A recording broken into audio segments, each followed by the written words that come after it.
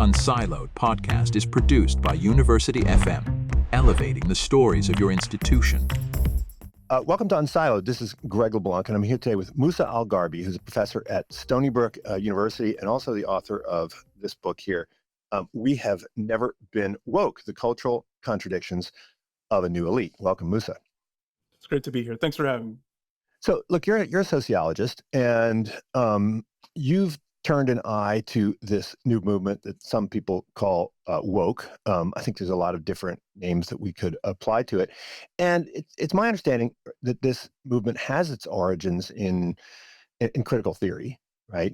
Folks like Latour and Baudrillard and Bourdieu may have inspired elements of this movement. And yet, it seems like sociologists and people who are students of critical theory have not really, until now, turned an eye on themselves, right? Really viewed this movement from a sociological lens to try and figure out, what's really going on, as opposed to just focusing on the expressed intentions and beliefs. I mean, why do you suppose that is? I mean, it's weird. So I think, Bruno Latour actually has a great essay on this called Why Critique Has Run Out of Steam. And one of the things he flags is this tendency of people who are interested in making use of these frameworks, that they make use of these frameworks mostly to analyze people and things they don't like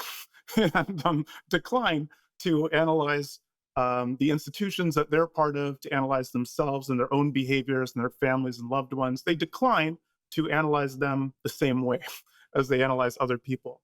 The sociologist Andrew Abbott called this knowledge alienation. He and some other people argued that the very act of engaging in sociological analysis sometimes puts you in a kind of spurious, godlike position where you look out over society and the people around you seem to be governed by all of these base instincts, by social pressures, by history and all of this kind of stuff. But then we tend to think of ourselves as these kind of Kantian individuals who are making decisions freely based on rational choices and motivated by these good things. So part of the story there is there's a kind of a human nature sort of story where, in general, people tend to not analyze themselves and their own communities and people that they like the same way they analyze other people. They tell systematically different kinds of stories. But these tendencies are general, but they're a little bit worse for us than most people. One of the things I stress in the book is that the kind of people who get folded into the symbolic professions, we tend to be really cognitively sophisticated compared to other people. We tend to be more knowledgeable about things, but we also tend to be more prone to certain forms of bias and other cognitive distortions, and we seem to be less aware in many cases of the limitations of our knowledge. And so we're in some ways more biased. So these general patterns that hold for other people are worse for us. In some important respects, we're actually more capable of doing motivated reasoning and better at kind of putting up defenses if people point out these kinds of contradictions. Yeah, and throughout the book, you use the first person plural, right, including yourself as a member of the symbolic capitalist class, right? But what's funny about this, and hopefully you'll give us a definition of the symbolic capitalist class, but what's interesting is that this elite doesn't view itself as elite, and they don't think of themselves as a class even. So I mean, is that an essential part of the ideology, that the elite is somebody else and not the symbolic capitalists? Yeah, I mean, and so part of the story I tell is like, of all the different ways that symbolic capitalists could justify their bids for power and status and resources and so on, why on earth do they orient these bids for power around these social justice narratives? And the story I tell is that, in part, this is kind of an accident of history, a historically contingent fact that at the time a lot of these professions were formed, um, they arose in this period of social tumult, and we said, we promised, the earlier generations of symbolic capitalists basically promised that we argued that you should give us a whole bunch of pay, a whole bunch of prestige, a whole bunch of status, and you should do this not for our own sake, but because if you do this, it will be to the benefit of everyone in society, including and especially the least among us, the marginalized and the disadvantaged. And so from the beginning of a lot of our professions, like journalism, law, you name it, these professions have been defined in terms of altruism and serving the common good. And we've also often thought of ourselves as an important check on elites. Like we would check the elites on behalf of the little guy and the ordinary people, and we bring the concerns of the of the masses up to the elites. Like we would be this kind of bridge that holds. And again, these professions arose during the Gilded Age in the 1910s, and so the elites at that time were very powerful. And this holds true today. So today, journalists, for instance, still tend to think of themselves as the fourth estate, as speaking truth to power, as being a voice for the voiceless, and so on. The problem is, and this way that we think about ourselves, not only as not elites, but as kind of the check on the elites, makes it really difficult for us to fully process these important changes that have happened in the socioeconomic order over the last 50 years. So if you look at journalists today, for instance, back in the 1970s, most journalists had college degrees, but it was something like 58%. And the people who had degrees in lots of stuff. People entered the field of journalism through many different walks of life. Today, that's not the case. 95% of all contemporary journalists have college degrees, and overwhelmingly in just communications and journalism fields. If you have a job that basically requires a college degree, which journalism does, that's a kind of job that excludes out of the gate 2/3 of the American public, something like more than 80% of African Americans, an even larger share of Hispanics, low income people. And then one of the things that's striking is that as journalists have increasingly, as college degrees have proliferated, and basically everyone who wants to be a journalist has a college degree, then where you got your degree from matters more and more. So in the contemporary journalistic landscape, for instance, outlets like the New York Times and the Washington Post and the Wall Street Journal tend to have higher shares of Ivy League graduates than like Congress or the Forbes 500 list. These are like hyper rarefied spaces. And this changes. And so if you look at the socioeconomic composition of journalists today, not only do we get paid a lot compared to most workers, even though we often kind of engage in poverty cosplaying because we're not like Jeff Bezos rich, but but we are objectively wealthy compared to most workers.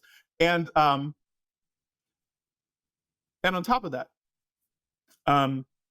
we're a profession that's staffed by people who are themselves of relatively affluent backgrounds. So in order to be a journalist today, you usually have to basically work for free for a couple of years in a really expensive city, especially if you want to work at the New York Times or something like that, the Washington Post. You have to work at very little money in a very expensive city. The only people who have the ability to do that typically are people who are already from affluent backgrounds, who have a nest egg of their own or people supporting them.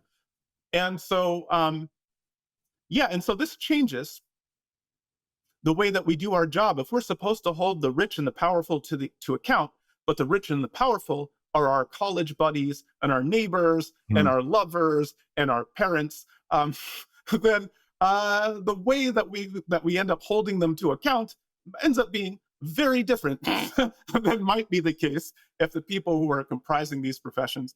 And so this is one of the ways in which, for a lot of the symbolic capitalists, we define ourselves as these kind of anti-elites, as checks on elites. We are ourselves elite, and we've become more and more elite over time, relative to the general public. But because of the ways that we think about ourselves, because of the ways we define our professions, it's just really hard for that information to kind of sink into our heads. Yeah, I mean, I think the biggest puzzle is that for folks like myself who teach at elite universities, this is the breeding ground of the discourse on inequality, right? Racial inequality, gender inequality, et cetera, et cetera. And yet these are the folks that are going to wind up being among the highest income earners, right? And it seems like as inequality gets more and more severe, the kind of outcries about injustice and inequality become more extreme, but they're coming from the folks who are the beneficiaries of it. So, I mean, is this just, I don't know, is this insincere? Are these complaints about inequality? I mean, is it just sort of propaganda, or do people really believe this? Yeah, I mean, I think people really believe it. I mean, one of the core puzzles that I try to explore in the book is that there is this interesting tension where the people who benefit the most from what sociologists would describe as institutional or systemic inequalities, both in economic terms, or even if you look at racialized inequalities, gendered inequalities, the people who benefit the most from those inequalities happen to also be, as you noted, the people who are the most concerned about what you might call ideological racism and sexism and stuff like that. So the people who benefit the most from racialized inequalities are also the people who get the most upset if other people think or feel or say the wrong things about race or minorities. The people who benefit the most and exploit the most gendered inequalities are also the people who get the most upset if people say or think or feel the quote wrong thing about gender and sexual minorities. And the argument I make in the book is that a lot of times in kind of the discourse, we have this tendency to create this kind of false dichotomy where if we can show, for instance, that someone has an interest in believing something or that they use it to advance their ends in this kind of self-interested way, then we assume that they must be cynical or insincere. To my mind, that's not a great way to think about thinking. So there's a lot of work in the cognitive and behavioral sciences, for instance, that suggests that how we perceive and think about the world at a very fundamental level, it tends to be shaped by what we expect and what we want, in ways we tend to think about and perceive and talk about the world in ways that advance our interests and further our goals.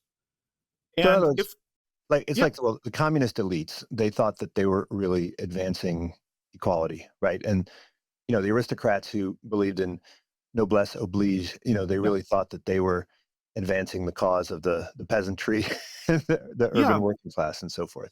well, yeah, and I think, yeah, and so I think when people say things like that, I don't think when we say that we want the people on the margins of society to um, live lives of dignity and inclusion, when we say we want the poor to be uplifted, I don't think we're being cynical or insincere. The problem, though, is that this commitment to helping the marginalized and the disadvantaged in society, sincere though it might be, um, that's not our only set of sincere desires.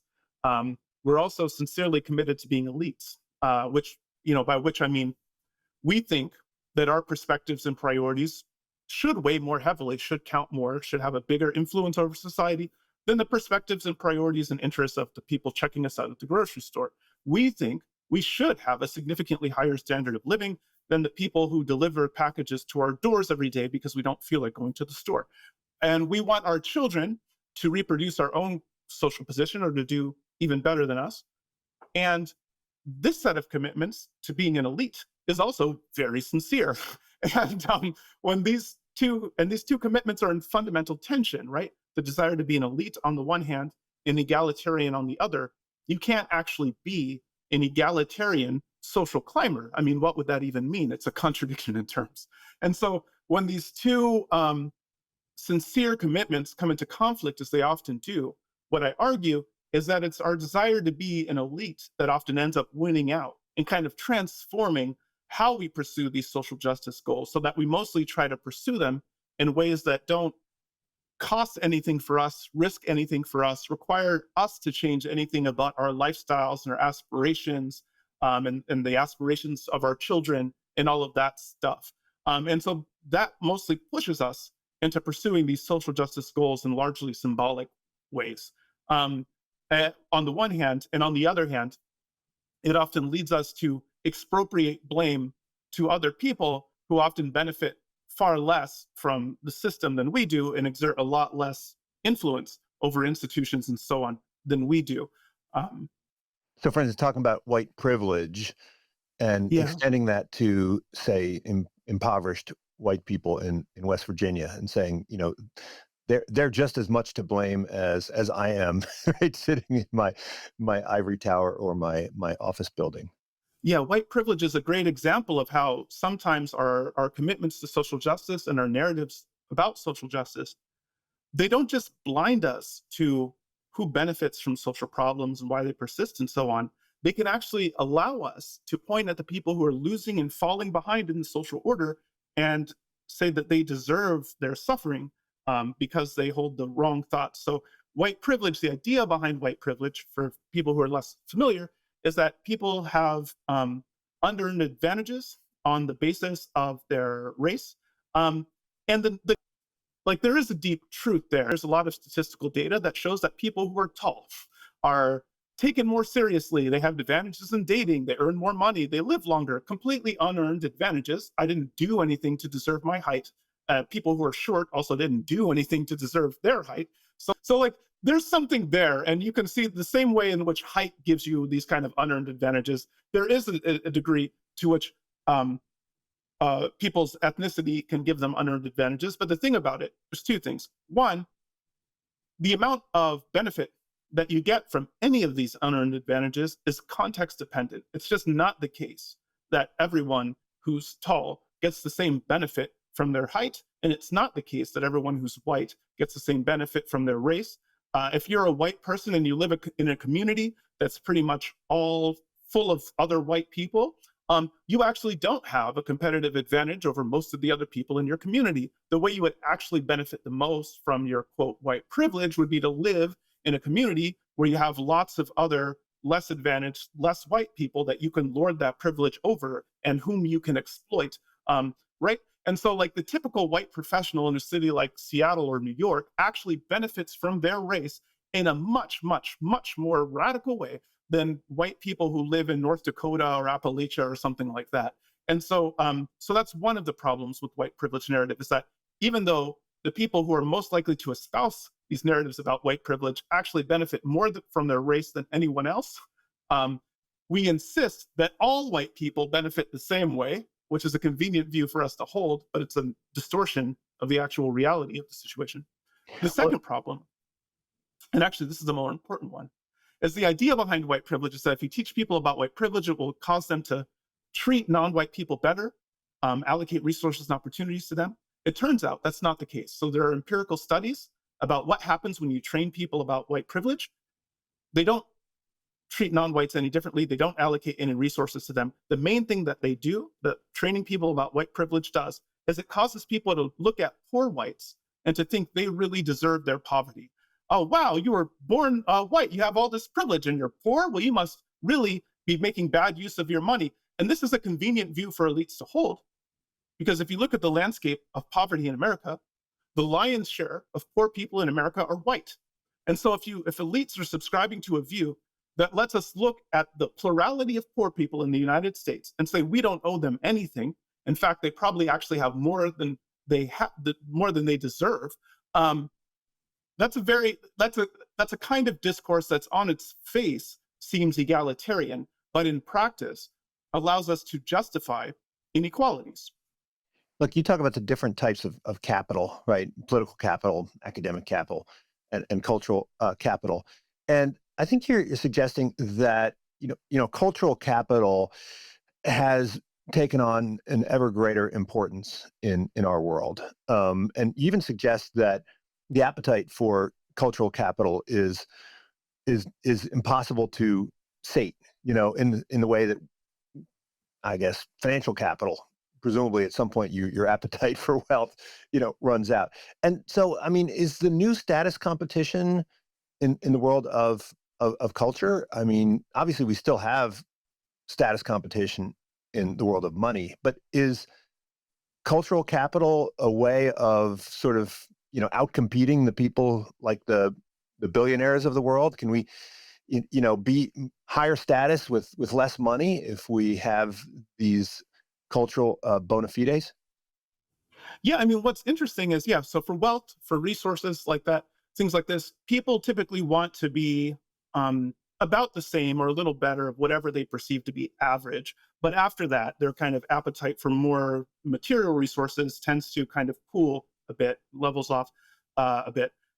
And after a while, even for people who are pursuing money, it's not really about the money anymore. It's about like when Elon Musk and Jeff Bezos are in their competition to see who's going to be the marginally more rich, 100 billionaire. It's not really about the money. The money at that point is meaningless. They're never going to be able to spend it or use it, or it's just, it's about status even between them. What they're competing about is status. And one of the things that's interesting about competitions over status and cultural capital and things like this is that status, one, it's actually more of a zero-sum competition. So for wealth, it's possible for everyone in a society to have a decent amount of wealth or a high amount of wealth, and giving. But for status, that's not the case. A situation where everyone had a high amount of status, with the same status, would be a situation where nobody had any status. Status is more zero sum. You actually can't give more attention, more time, more deference, and whatever to one person without actually taking some from someone else, because our attention is finite, et cetera, et cetera.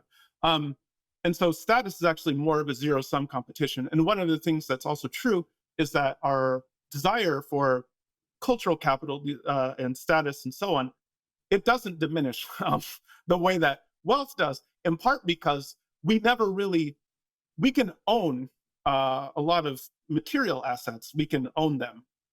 But status is never truly ours to own. It's something that's afforded us by other people and that can be removed at any point. And so even people who have high status often aggressively work to shore up and keep it and preserve it and get still more and still more. There's really no point at which the desire for status drops off. In fact, as people become more wealthy, they become less concerned about material things and more concerned about symbolic things, typically. And for a lot of people, there is this kind of interesting dynamic that I'm going to explore a little bit more in my next book, where it does seem to be increasingly the case that one of the core fissures that we're seeing in certain aspects of society is that there is this group of folks who are successful, who are very successful financially, traditional capitalists, so people who own chains of grocery stores or car dealerships, or who oversee the companies that produce physical goods and so on, where if you look at their wealth, these folks are often millionaires, sometimes billionaires, but then often they feel like they don't have the kind of status that they should have in virtue of their and you can even see this like in their own communities. For instance, it used to be the case that the guy who owned the grocery store chain or whatever received a lot of deference and respect in his own communities. Today, that's less the case. Even though they're often wealthy, the kids don't look up to him. The kids all want to be TikTok influencers and live in New York.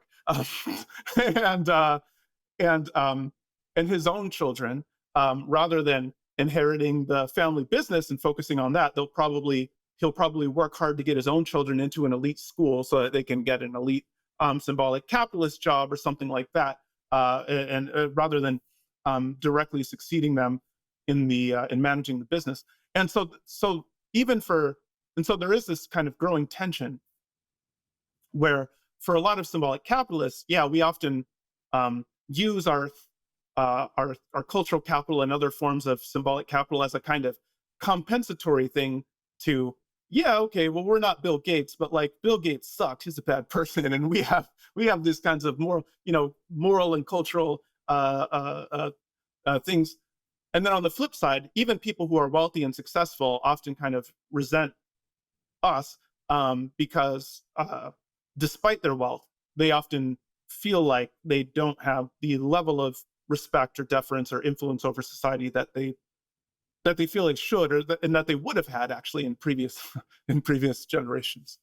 Well, so in one sense, professing this ideology is a cheap way to achieve status, because you don't really have to give up any of your privilege. You don't have to give up any of your wealth. You just have to say certain things.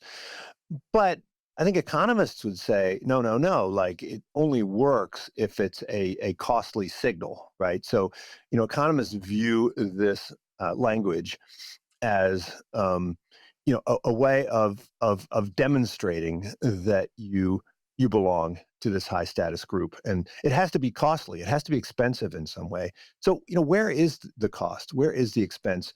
And I think those economists would also argue that as these statements and symbols become cheaper and cheaper and more widespread, then you have to become ever more extreme in your position in order to sort of stand out, and that may be what kind of drives the ever kind of more crazy statements that people have, right? I mean, you Yeah. had a couple examples, like the actor who was on the TV show who staged his Oh assault, yes. and people would go out of their way to outcompete each other in terms of defending this guy, right? Yes. And so, I mean, should we think of it as cheap talk, or should we think of it as costly signaling? Well, it is. It's to my mind, it's both. So it's cheap talk in the sense that it's not usually backed up by costly sacrifices, but it's not cheap. But there is a cost in order to acquire the right modes, the right habits of heart and minds, in order to talk the right language, to engage in the right kinds of gestures at the right time. You usually have to, like, these are often products of elite education. People who go to community colleges, who don't go to college, and so on. They often don't talk and think in these ways. They haven't learned the correct ways to talk and think and present yourself, to show you that you're the kind of person who belongs at the New York Times and belongs at Goldman Sachs and so on. And so part of it, and so it's expensive in the sense that in order to even master these ways of talking and thinking, um, and in order to understand why and how it would be advantageous of you to present yourself in this way and to engage in these kinds of discourses, you usually do have to have shelled out really large amounts of money to elite institutions, elite K-12 schools, elite universities, and so on, in order to master it. So that's the sense in which it's costly. It's not accessible to everyone. In fact, Bourdieu argued that one of the ways that is that in some respects, actually, these kinds of cultural forms of capital are actually less accessible Mm. than other kinds of conspicuous goods, especially as products have become cheaper and mass produced. Like, more and more people can buy a really expensive purse, or maybe even save up for a really expensive car. And there's lots of rich people, again, that buy expensive cars and big houses, but what they often haven't mastered is this kind of cultural capital stuff. Um, and and in order to master that, you just have to dedicate the time. You have to be a product of these elite institutions. You have to learn and internalize the right ways of talking and thinking and feeling and so on, so that you execute the right script in accordance with the right prompt. Yeah, and so I think it's both. It's cheap in the sense that it's often a stand-in Mhm. for making actual sacrifices, but it's also expensive. In order to be in a position where you can do that, you have to be relatively well off or cough up a lot of investments of time and resources. Now, one thing that I think is interesting and relevant is that eventually, though, some of these discourses do, as they become too popular or too well known, and you start seeing, you know, the masses, people from who didn't go to Harvard, who start using terms like white privilege and so on, then some of those terms become passé, and there's kind of new language, new ways of talking and thinking. In fact, even like even over the course of, and you often see things like a euphemism treadmill, where Yeah. instead of, for instance, talking about, Homeless become unhoused, right? And so if you yeah, are, I actually had a student, an MBA student from Latin America, who told me that, she was referring to an LGBT person, and because she didn't say LGBTIA plus, she was basically shunned and shamed for, no one would talk to her for a couple weeks because, she wasn't up. And she said, "Hey, look, I'm from Latin America. Like, I don't know this stuff, right? yeah, But so you have to invest an enormous amount of time and energy to kind of stay abreast. And this might be why, and you talk in the book about how, even at sort of kindergarten level or elementary level, the children of the elites are being schooled in the language, and this is not going to deter, but will perhaps enhance their probability of advancement, right? yeah. Yeah, starting at, if you go to elite K-12 schools, they tend to be much more quote, woke than public schools in other contexts. And part of, and the main reason for this is, again, like, what they're trying to help these students do from an early age is master these modes of talking and thinking and presenting yourself.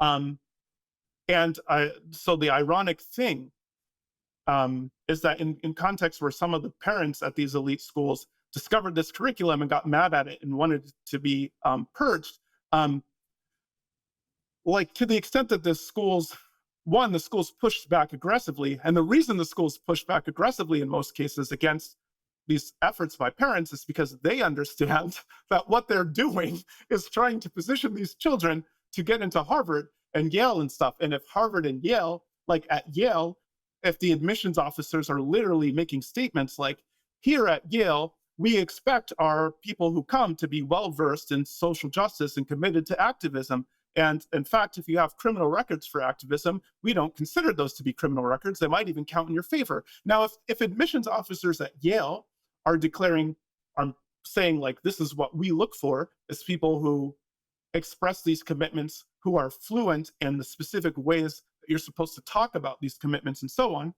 if parents are suppressing their children mastering these discourses, they're undermining their children's abilities to get into Yale. So the reason why you see this kind of enculturation happening at these elite schools from an early age is precisely that they're equipping these. And one of the things you see from students from less elite backgrounds and non-traditional backgrounds who get folded into higher ed institutions, and especially elite higher ed institutions, they often have a hard time fitting in. They often drop out. They often say that they feel like they don't belong in these institutions. And part of the reason why they have this kind of difficulty fitting in, it's not because these institutions are insufficiently progressive.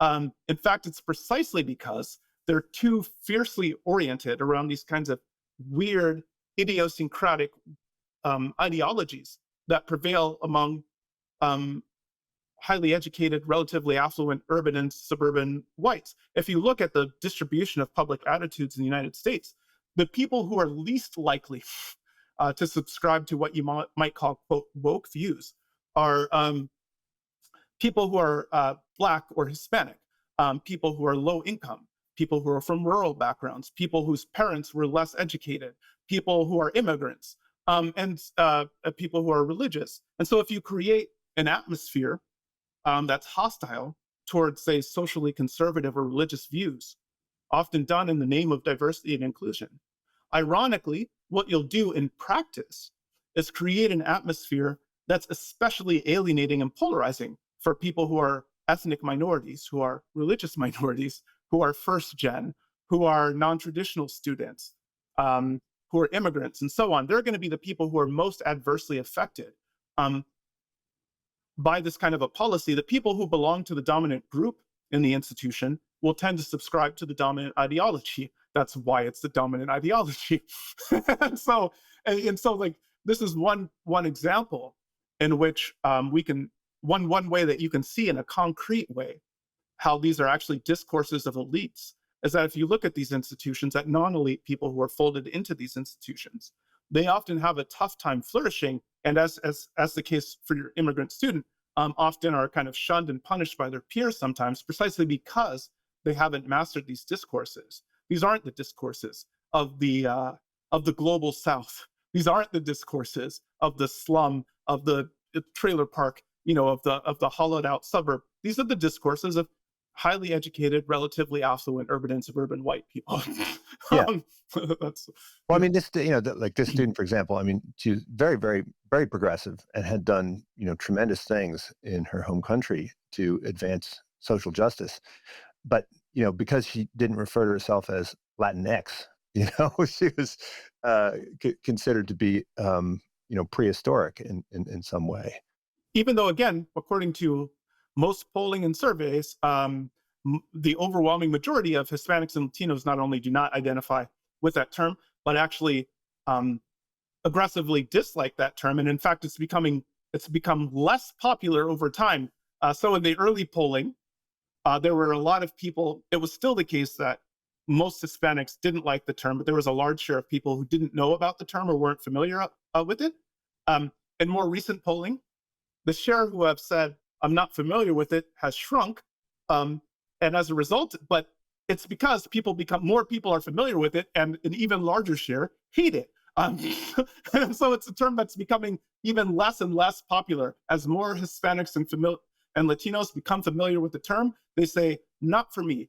And so this is a case where your student, in this case, subscribed to a view that's actually the modal view among Hispanics and Latinos, and is especially common among the less advantaged Hispanics and Latinos, the people we're supposed to be especially concerned about and care about and trying to amplify.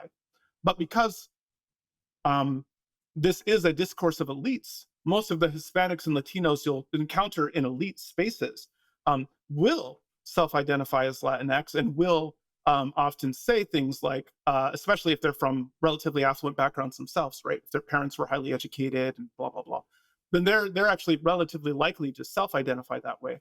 And so if you're a student from a non-elite background or a non-traditional elite background, and you find yourself in these spaces, even co-ethnics with you, even people who are also Hispanics and Latinos, might look at you and go, yeah, okay, you got to get up on the language here. It's Latinx. What are you talking about? Hispanic, right?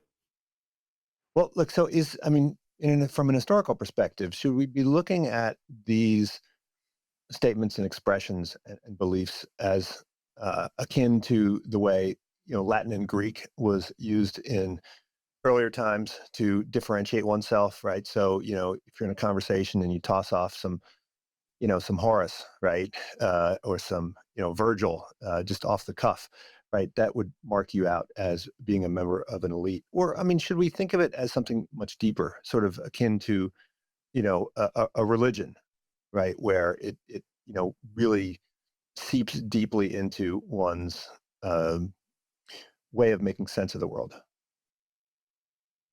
Yeah, I think it's both. So I think it's definitely the case that one of the functions, regardless of intent, one of the practical functions that this language serves is it helps to mark people as elites, as being products of the right kind of background and blah, blah, blah. But again, as I emphasized, nonetheless, it's also true, I think, it's simultaneously true, that the people who subscribe to these views are sincerely committed, like sincerely believe them. Now, saying that they sincerely believe them, there are a couple of asterisks you have to include. One of them is that oftentimes when people espouse these discourses that are associated with Kimberly Crenshaw and so on, they have never read Kimberly Crenshaw. They're not actually deeply conversant with the fundamental theories. They've maybe read or heard some kind of Cliff Note distorted version of it they do believe in the idea as they understand it, as it's come to them through this telephone game. The version of the belief that they've encountered sounds right to them. They sincerely believe it, but they're not actually, it's not the case that huge numbers of elites have actually read, deeply engaged with, and internalized, and are now trying to do praxis on these kind of obscure thinkers. They haven't read most of that content. But what you do learn as part of being an elite, and I stress this in the book, one of the things you do learn is how to talk confidently and competently about stuff you really don't know anything about. This is one of the things you really learn throughout elite childhoods. And so people make these kinds of statements, and if you, at first glance, if you don't really drill into it with them, you might think you would not be faulted for coming away thinking that they know a lot of this stuff, but they don't. They just really, it's a really shallow way of. Okay. Second, though, on the religion point, one of the things that's really interesting about the relationship between religion and quote wokeness is first that a lot of these visions for social justice are derivative of this social gospel movement that was popular among subsets of Protestants. And in fact, a lot of these professions like law, journalism, medicine, and so on. The late 19th, early 20th century. Yes. Yeah. And a lot of the professions were explicitly, unapologetically created to be basically sinecures for white Anglo-Saxon Protestants and WASPs. And people who were not in those groups were explicitly forbidden from unapologetically, legally barred from taking part in these professions. And even when they tried to, say, when African Americans tried to form their own legal associations because they weren't allowed into the ABA, well, the ABA worked to aggressively dismantle those other, like, these were professions that were created for people who themselves subscribed to these Protestant views. And if you look at the distribution of attitudes in contemporary society, one of the things that's interesting is that they continue to prevail among what you might call post-Protestant. So people who are themselves of white Anglo-Saxon background, their parents and probably grandparents were Protestants, but they themselves are not. If you look at, there's these two political scientists who have this great book called Secular Surge. And one of the things they find is that if you look at who's most likely to be non-religious in the United States, or who's most likely to be like atheists, to have hostile attitudes towards religion and so on, it's relatively affluent urban and suburban white people who are highly educated. And this same block of society is also especially likely, they find, to have kind of hard left political views.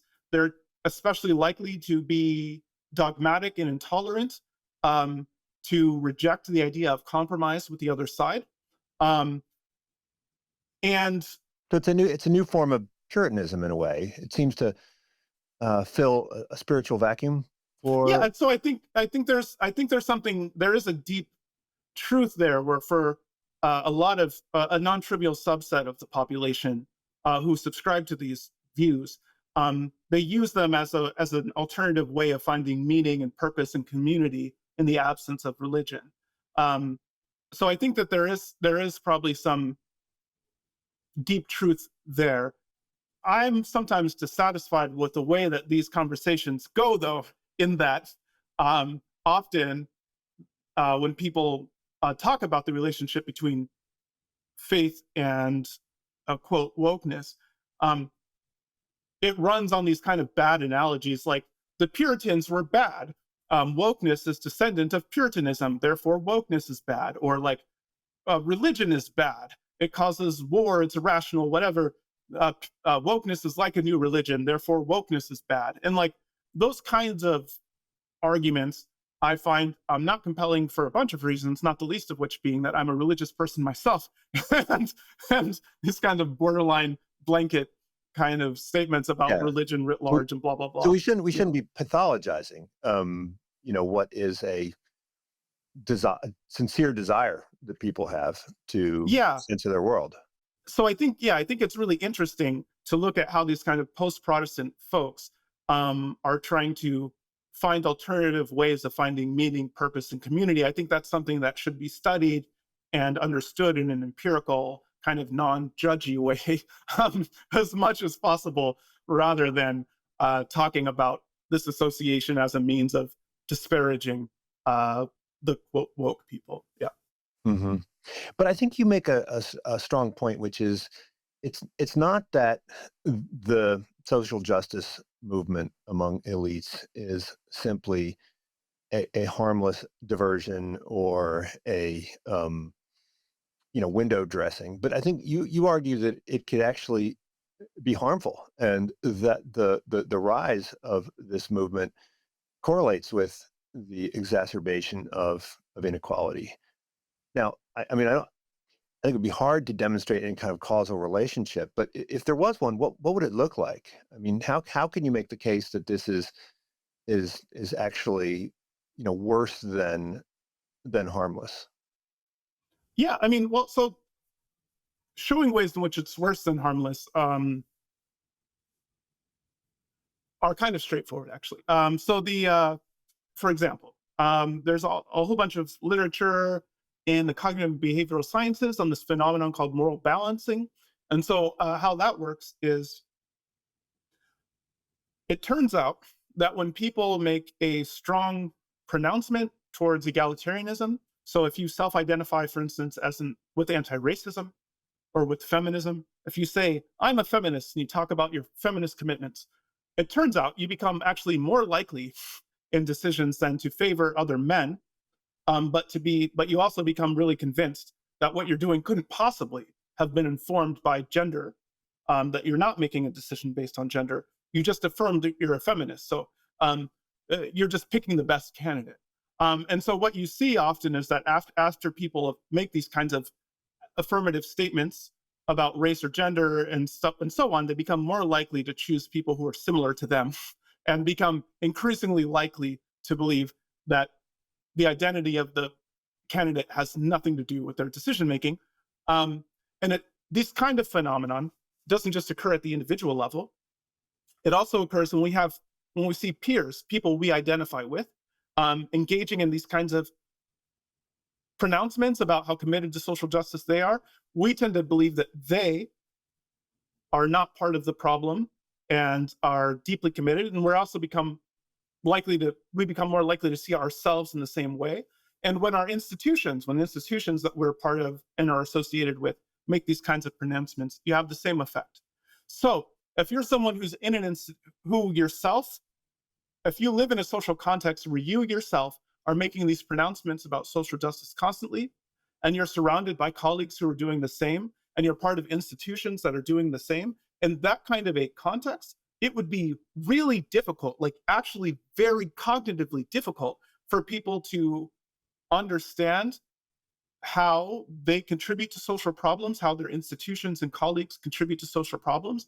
And in part for that reason, they actually would become more likely to engage in exploitative behaviors, and to be really self-righteous while they're doing it. And so, in a lot of these kinds of cases, engaging in these kinds of performative displays is actually worse than nothing. The first explanation is that pronouncements and actions are substitutes rather than complements.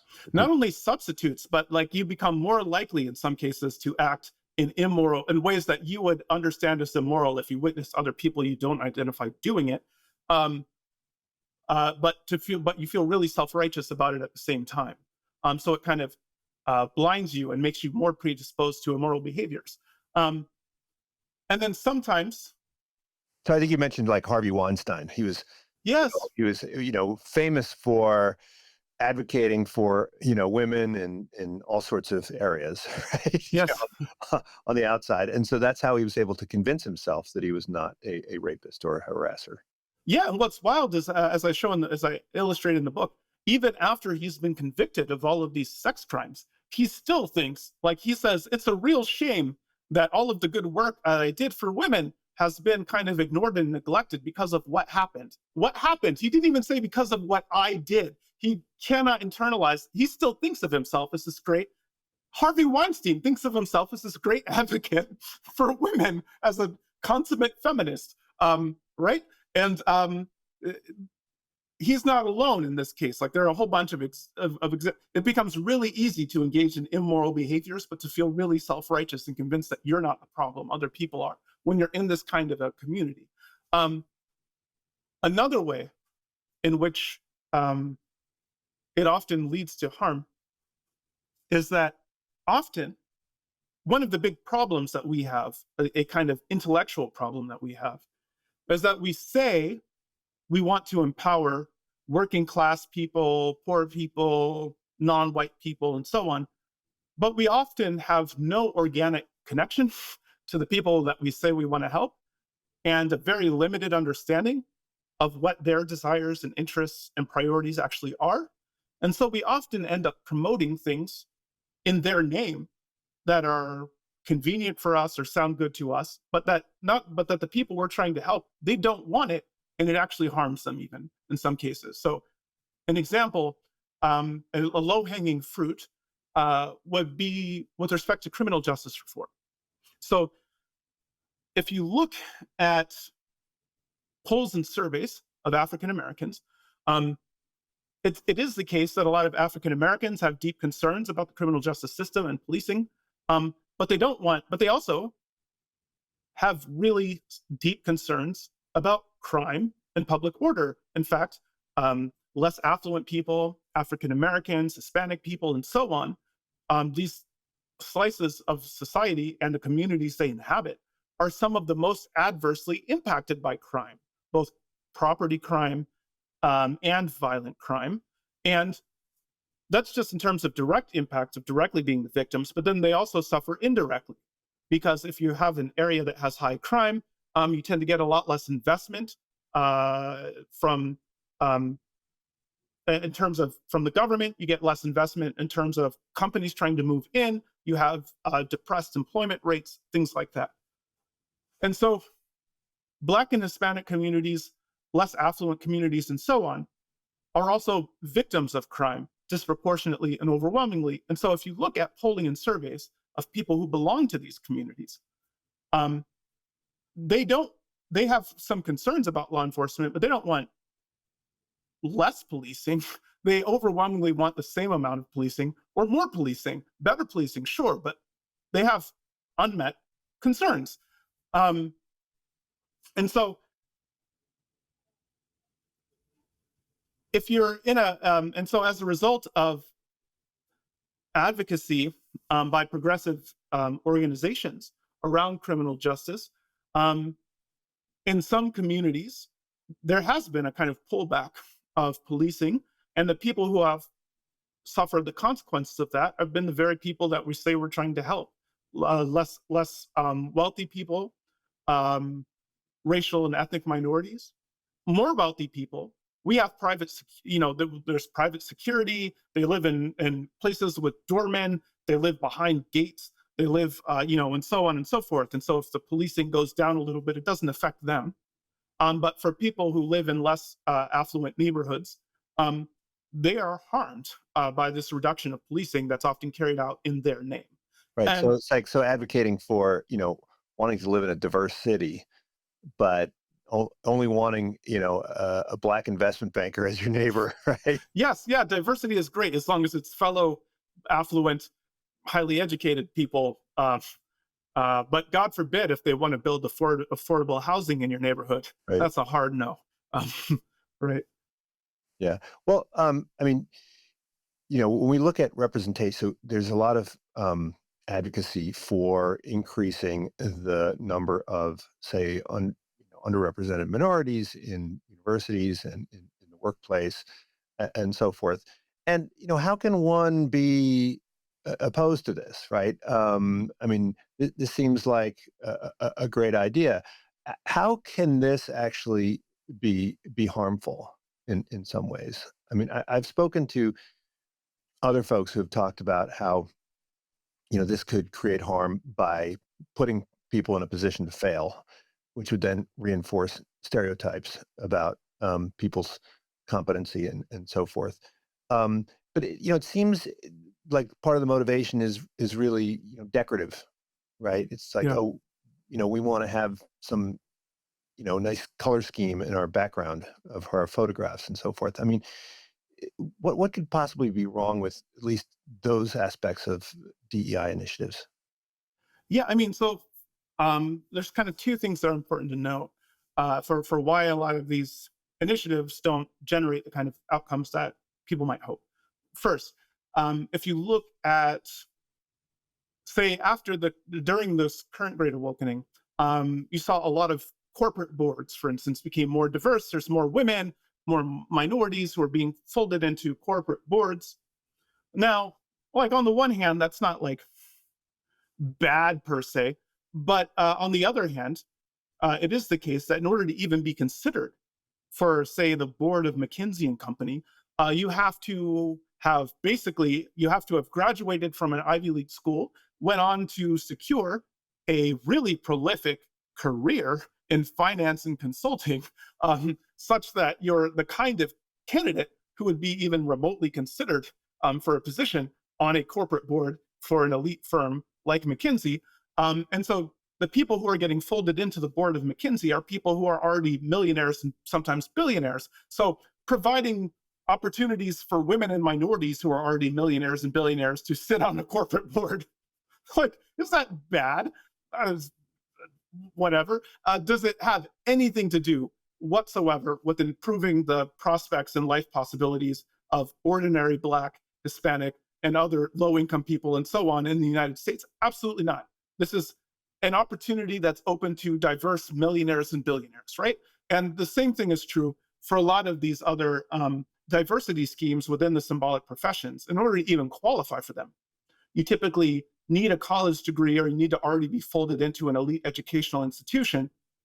And so the people who stand to benefit from them are people who are already themselves highly advantaged and on the path to being elites. They're like opportunities for people who are already elites to reinforce and enhance their own elite position, which, whatever, but it has basically nothing at stake for the vast majority of people who belong to the group. So that's one problem here, one significant limitation to the second problem is that even to the extent, and actually perhaps especially to the extent, that these initiatives, say at elite universities, do fold in people who are from genuinely, less affluent backgrounds and so on. As you said, there's the focus is usually on just folding them in, and then once they get in, less of a focus. And so if you look at dropout rates among African Americans, especially among African American men, they're very high. It's something like more than 40% of Black men who start college will drop out before they get a degree. In fact, I think it's higher than 40%. And so, like, when I was growing up, a common refrain among liberals towards pro-life conservatives was that, conservatives are very concerned about making sure the woman carries the pregnancy to term, but then after the baby is born, they don't care. So there's a version of this that's also true in a lot of elite institutions going the other way. Liberal institutions are very concerned about making sure that we admit diverse cohorts of people into the university. And then once they get in the university, it's like, good luck, pal. And this matters because if you're someone who's from a genuinely non-traditional background, again, you often don't have a lot of this cultural capital that pretty much all of your peers have. You don't know how a lot of these institutions work, what the correct levers are. You're going to often feel less comfortable. For instance, students from less advantaged backgrounds and non-traditional academic backgrounds are often really reticent to show up to professors' office hours or do anything or contest grades or do anything like that. They don't want to be a burden. They don't want to be a trouble. They don't want to create a disturbance. Students who are from really affluent backgrounds have absolutely no problem with that. They 100% understand the professor to be not just to understand them to be their personal employee, basically, whom they can interrupt or disrupt at any time, who they can address whatever concern. And if the professor doesn't address their concern, then they'll escalate it up to third parties. They'll get their parents involved, they'll get administrators involved. They'll get and so there's this kind of difference, both in terms of people's knowledge about these institutions, with the comfort of making use of the resources that are available to them. And there's this kind of deficits in terms of background knowledge and skills as well. And so to the extent that we kind of fold people in, but we don't actually help them succeed and flourish, then we're setting them up for failure, as you said. So the Army, last thing I'll say, the Army has long been a champion of affirmative action. So if you look at amicus briefs, the military consistently files them in defense of affirmative action. But the Army has a very unique form of affirmative action that's very different from the ways that colleges and universities do it, because lives are on the line. In the Army, lives are on the line if you have the right person in the right position or not. What they tended to do in order to increase the diversity of the ranks, and they thought it was important to have the military be representative of society, to have the cohort, to have it's important and useful to have the kind of different swaths of the cohorts occupy different roles. So they see a value there, but they also don't want to compromise combat readiness in the pursuit of that value. And so what they often did is they did targeted recruitment. They were thoughtful about trying to seek out and encourage people from underrepresented populations to come into the Army. And then they provided them targeted mentorship and guidance to help make sure they were held to the exact same standard as everyone else. So when it came time for promotion, they had to hit the same bar for promotion as everyone else. They didn't fudge it one bit. If you didn't put up the numbers, then you weren't going to get the job. But what they did is they just really helped provide mentorship and training to help make sure that people who are from these kind of less traditional backgrounds actually were able to perform at the right level, right? And this is the kind of thing that we don't do at colleges and university. We focus on folding the people in, but then we don't often provide them the kind of support and training and education that they would need to flourish in these elite spaces and to subsequently flourish in the professions afterwards and so on. Well, I mean, my casual observation is that they don't do a good job of folding them in. And in fact, part of this is related to this new essentialism that is part of the social justice movement. In my personal experience, I've noticed, at business schools, everybody has to work in groups, right? Most projects are done in groups. And I've noticed over the last 20 years or so that these groups have become more homogeneous in terms of their, using the standard demographic categories that we make salient. So, most Black students are in all Black groups now. And this was not true, 10 years ago. Women are in all women groups. You'll have all female Asian groups, right?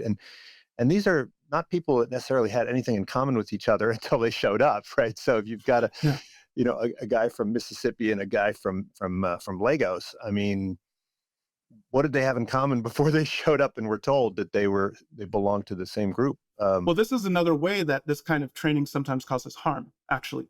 So I did this big literature review of diversity-related training and how it often goes awry.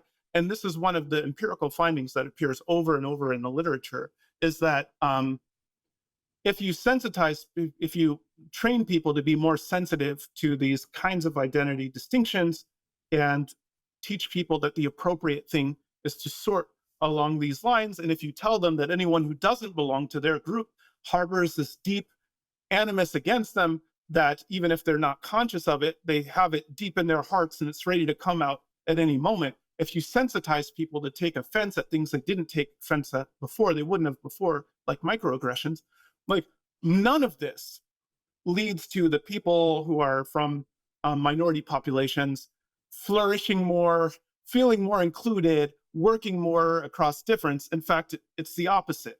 If you teach white people, for instance, and men, that women and minorities are easily offended, fragile creatures, and that any little thing that you say with regardless of your intent in your heart, could create this kind of lasting damage to your colleagues, then what a lot of people do is they go, oh, well, shit, I don't want to do that. And I certainly don't want to be villainized for some, innocent offhanded remark. Just easier to sort with people who are like me. I'll just work with the other whites. I'll work with the other men. So I don't have to worry about that. I don't want to go creating a harm for people. And I also don't want to walk around eggshells dealing with someone like this.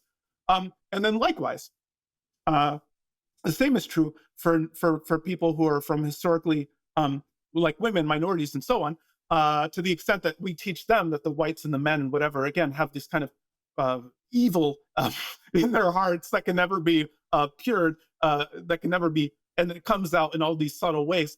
They become more likely to sort with other people from the similar groups and become less likely to collaborate. And this is actually really adversely consequential, especially for the people from the less advantaged backgrounds, right? If you don't form relationships with white people or men, that's going to interfere with your ability to succeed and flourish and advance through the ranks fast, because as a result of all sorts of historical patterns and whatever, if you look at who the senior leadership people are right now, they're much more likely to be whites and men. And so if you can't form relationships with whites and men, if you go out of your way to ignore and don't form bonds with whites and men, and you're not getting mentored by whites and men and so on, that is going to depress your ability to get raises, to get promotions, to impress the boss, and so on. It's going to adversely affect your career in the name of social justice, and vice versa. If the people who are already the whites and men who are going to be moving up the ladder in the leadership roles, to the extent that they feel less and less comfortable working with women and minorities as a result of the way that they're enculturated in these institutions, then they're going to be more likely to favor other whites and men than they would have been in the past, and that they would have been without these interventions. And so a lot of these, and this is one of the reasons why some of these patterns have persisted over time, even as overt willful discrimination on the basis of race or ethnicity has become less pronounced, as people have become less racist, less sexist, less misogynist. A lot of these patterns haven't changed that much, in part, ironically, because again, in the name of anti-racism, in the name of supporting diversity and inclusion, in the name of doing the correct left thing, people just avoid interacting across racial lines or across gender lines in ways that are pernicious for women and minorities. Yeah, I mean, you talk about totemic capital, right? And so this leads to, the trauma Olympics, right, or whatever. I mean, I had a student who came from a war zone. I've had a bunch of students come from war zones, and of course, they have to attend these mandatory trainings where they learn that the microaggressions are sort of to be viewed on par with having one's family slaughtered. And I think that they're a little puzzled. They're trying to figure out exactly how they need to fit in, and I think they learn that they need to brandish their suffering. I had a colleague who applied for a position here at Berkeley, whose whose family's home was burned down by ethnic rivals, right, and had to flee the country. And because he didn't mention that in his application, he was rejected for the job. And the dean had to actually, fight for him and convince the powers that be that no, indeed, this guy was indeed a victim of racial animus, and that was really the only way that he could get the job, which seems kind of crazy given his vast publication record. Yeah. And so, how does totemic capital work? I mean, this is not a new form of capital, but it manifests it differently in different historical time periods, right? Yeah, and it's so one of the things what I argue in the book is that because these professions, the symbolic professions from the beginning have been justified in terms of serving the common good and altruism and so on, for more than 100 years now, it's been the case that within these professions, people who were especially good at painting themselves as champions and advocates and allies of the marginalized and the disadvantaged in society and so on, have seemed especially worthy of status, power, opportunities, and so on. And people who are successfully painted as having the wrong views or being in bed with the wrong people or being like especially bad at advancing the will and interests of the, of the less advantaged in society, they, for 100 years now, have often found their position within these professions in jeopardy or even lose their jobs. This isn't something that started with Twitter. But one thing that is a little bit more new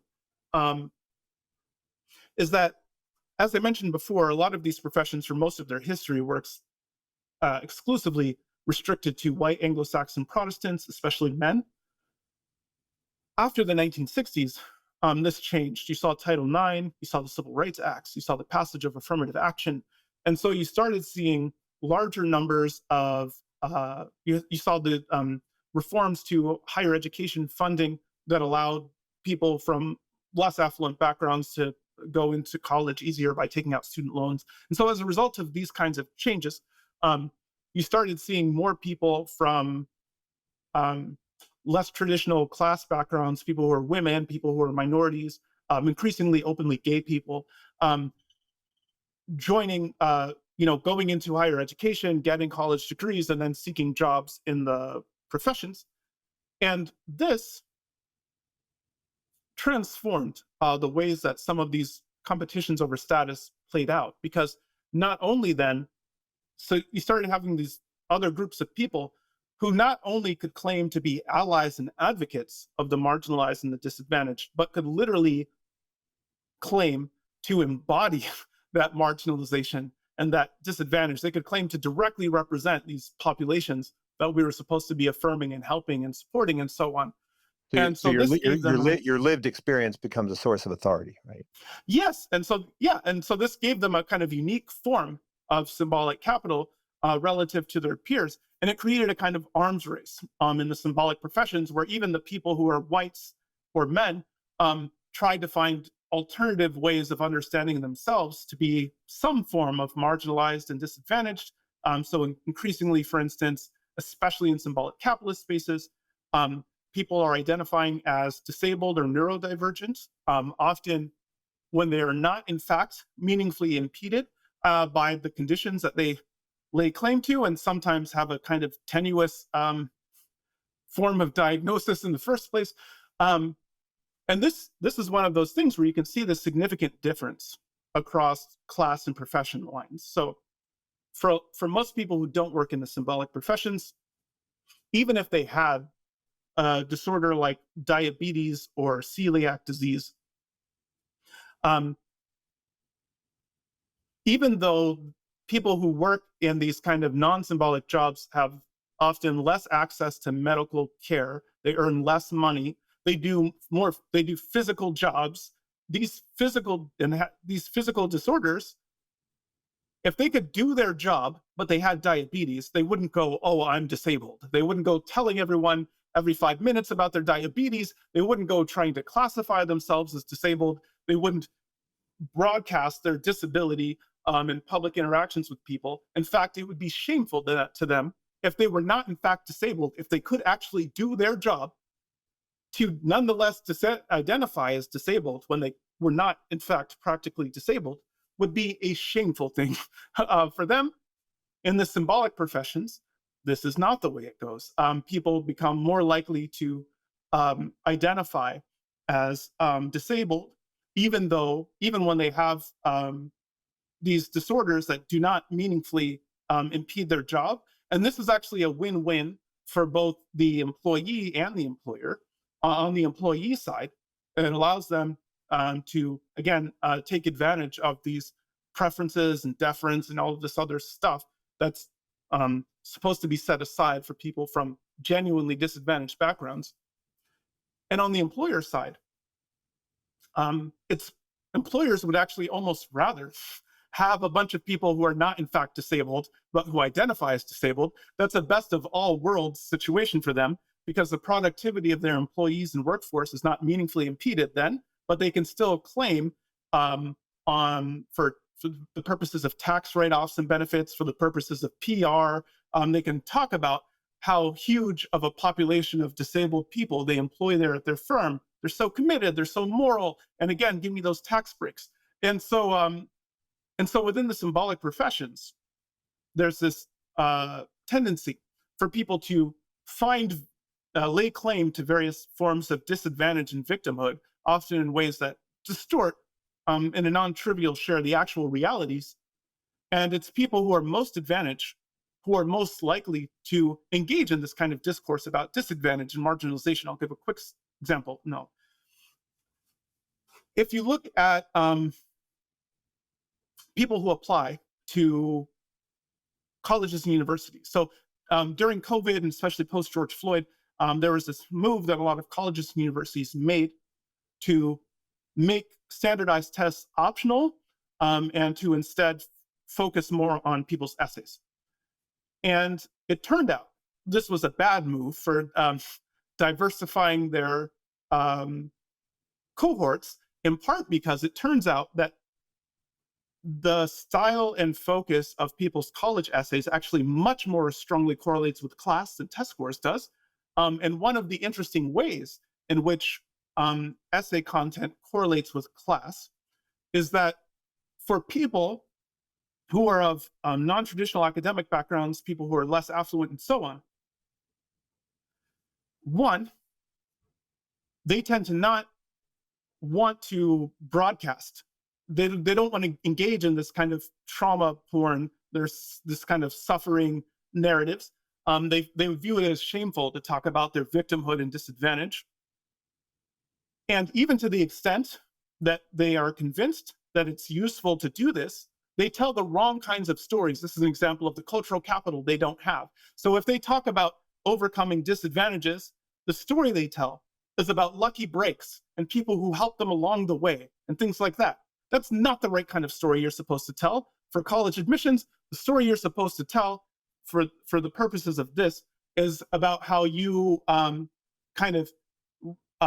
you had to face systems and institutions that weren't built for people like you, but as a result of your grit and determination and hard work, you kind of pulled yourself up by the bootstraps, and so you came from the bottom, but now you're approaching the top, but you still keep it real and you want to pay it forward, and like this kind of a narrative that you're supposed to tell, this individualistic, bootstrapping kind of tale is not the kind of tale they tell. And even if you look at the specific themes that people write about, it turns out the people who are most likely to write essays about overcoming discrimination on the basis of race, gender, ethnicity, sexuality, and so on are people from households that earn more than $100,000 a year. And so if you create a system where you reward people who tell, these kinds of great stories about overcoming disadvantage, you actually end up stacking the deck in favor of elites. The people who are best positioned to do that, who tell the right kinds of stories that are going to tug at the heartstrings of elite gatekeepers, are people who are themselves from elite backgrounds. And is that because they've been coached? I mean, they know there's, your counselors and so forth. They know the secret handshake. Well, they know they've been coached in a couple senses. So they have counselors and stuff who know the secret handshake, but also they themselves, the ways that they think about the world are a product of their class background. So it's like an authentic story when they tell this story on their college admissions about succeeding in systems not built for them and whatever. They truly feel that way about themselves, and the ways that they think about how they ended up in the position they are. They don't think about lucky breaks, even though they had no fewer lucky breaks than, in fact, a lot more than the less advantaged student. The less advantaged student isn't going to is going to focus on the lucky breaks and the people who help them, whereas the more advantaged people, just the way they think about the world, they focus on the things that they did, that they accomplished, and instead of looking at these other external factors. Yeah, at Berkeley, we got rid of the SAT, even though it was unanimously advised by a committee that was created to not do this. I'd be interesting to see what the impact of diversity statements on faculty hiring was, like whether or not that tended to preference applicants from elite PhD programs. I don't know whether has there been research on that? Because, well, I know that, we had, at least just recently at UC got rid of diversity statements, but it was very clear. I mean, everyone in the department understood what a good diversity statement was, and it certainly wasn't about, you know, um, understanding different international cultures, and it wasn't about understanding people with different ways of thinking or political opinions. Like there was a very Yeah. clear. You had to say just the right words. It was like a very precise lock, and you had to have a very precise key. And if you didn't know, then you would be disadvantaged. Yeah, absolutely. Like even in my field, for instance, in sociology, men are increasingly underrepresented as majors and as people who are on the, applying for tenure line jobs. But if I, even though this is an underrepresented population, if I talked about trying to increase the gender diversity in the field of sociology by mentoring and supporting men, trying to encourage more men to stay in the discipline and persist in the discipline, that would not be considered as contributing to diversity. In fact, if you mentored and supported women, even though they're actually overrepresented already in the field, that would count as enhancing diversity. Supporting the already overrepresented group is adding to diversity.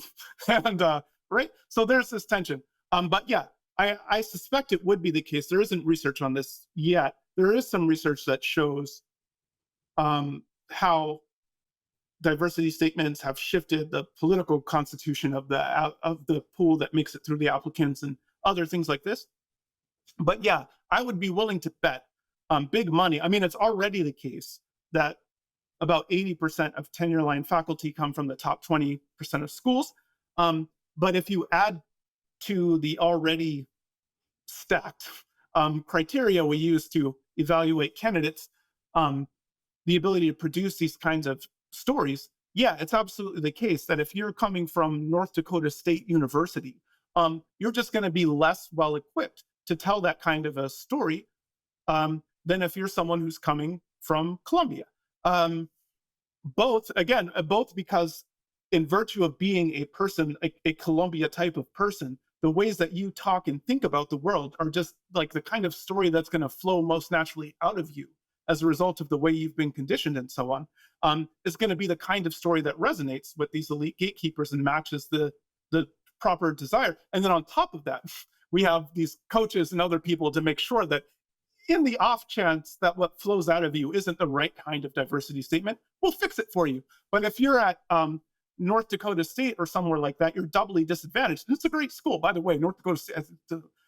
But you're kind of doubly disadvantaged, first because the way that you're enculturated in that school isn't going to lead it to flow naturally out of you in the same way. And then you also have less guidance and support from different aspects of the department and administration to make sure that the statement you offer is ideal to correct places where your statement might fall short. So yeah, I would be willing to bet like actual money. Well, it's haram, actually. I guess I am not willing to bet. But in a world where I wasn't a Muslim, I would be willing to bet actual money that one of the effects of diversity statements is even higher preference of people from elite schools. I would bet that dollars to dozen based on the information we already have on admissions, and then based on just kind of the causal, what you might expect in terms of cultural capital and so on.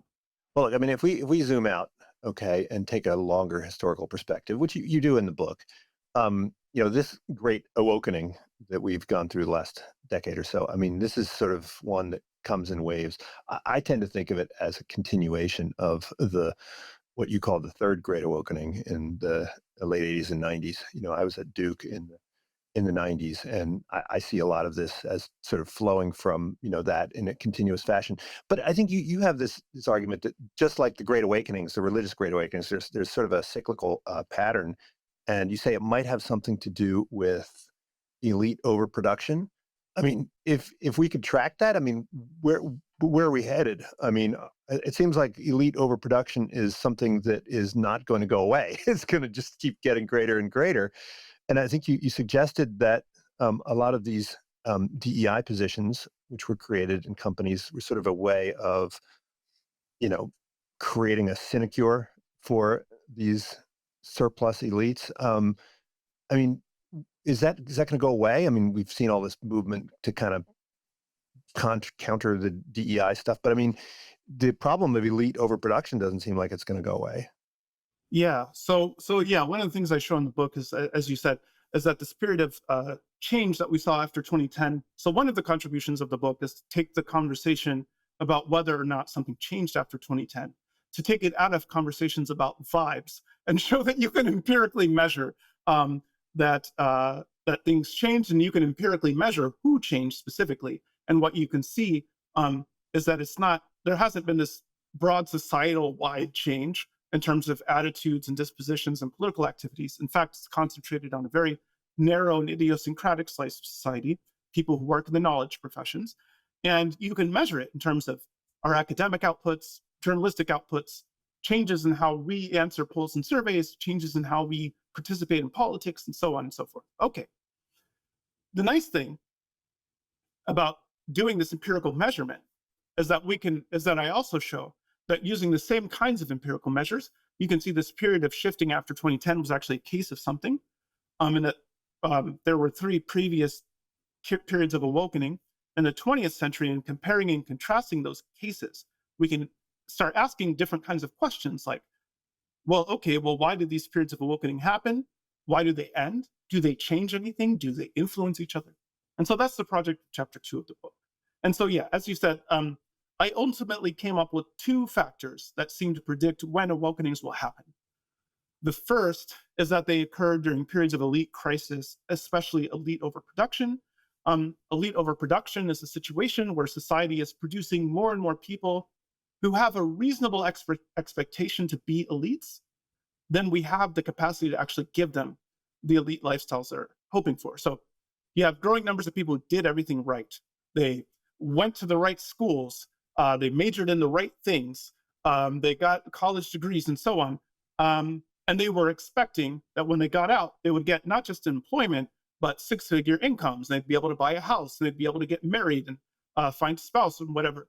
And when growing numbers of people find that this elite lifestyle that they had basically taken for granted for most of their life just doesn't seem tenable to them, what they tend to do is indict the social order that they think failed them and try to tear down some of the existing elites to make room for people like themselves. I argue this is at bottom what's happening during these periods of awakening. But elite overproduction itself can't predict awakenings because there is this phenomenon where the fortunes of elites and non-elites tend to operate countercyclically. So times that are relatively lean for elites tend to be relatively good for ordinary workers and vice versa. And so often when things are lean for elites, it's hard to get anyone to care. If elites are having a tough time, but most other workers are doing all right, then no one is breaking out their tiny violin to play a sad song for the poor elite that has to get a normal job and live a normal life like everyone else. No one cares. But there are these moments when these trajectories get collapsed, when things have been kind of bad and growing worse for ordinary people for a bit, and then all of a sudden they're bad for a lot of elites too. Those are the moments when awakenings are likely to happen, because you have these frustrated elites, but they have more leverage over the system than they ordinarily would, because they're surrounded by all these other people who also have a bone to pick with the people who are calling the shots, who are also highly dissatisfied with the way that things have been going in society. And so this gives them more leverage over the system than they would ordinarily have. So you need these 2 things, popular immiseration plus elite overproduction. When those 2 things happen together, awakenings are likely.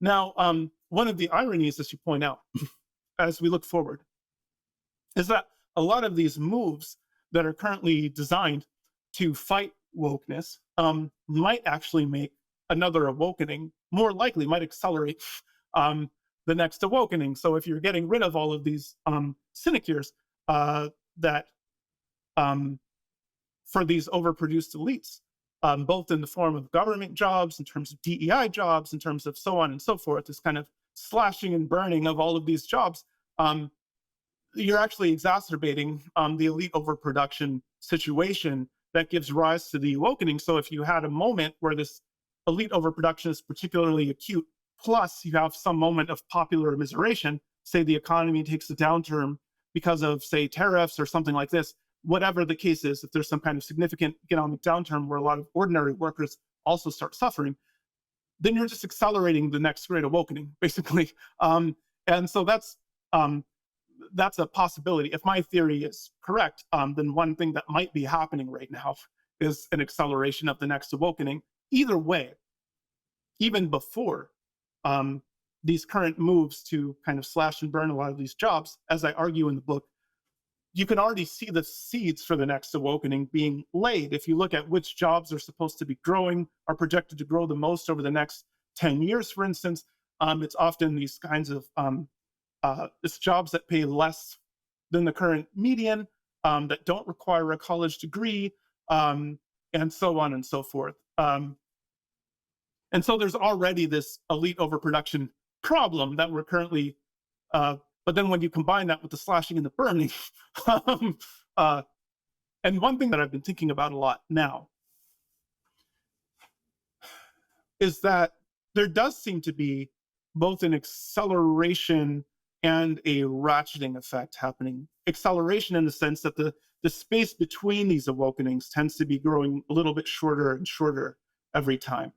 And a ratcheting effect in the sense that if you look at the first awakening back in the 1920s, symbolic capitalists were about 3% of workers. Today, we're about a third. So we're still a minority, but we're a large minority. We're 10 times larger than we were. And not only are we a large group of workers, but even more wealth and power is consolidated in our hands. And we're part of these institutions that are really deeply interlocked, concentrated in a small number of communities. And so you have like nonprofits, journalism, academia are kind of in this increasingly knotty relationship. And so if you have some kind of highly destabilizing event that affects 3% of workers who are roughly who are kind of broadly distributed around the country and part of these institutions that are largely separate, that hits very differently than if you have a highly destabilizing event that affects a third of the workforce who are consolidated in a small number of deeply interconnected hubs and institutions. Like that is going to be a much more destabilizing event.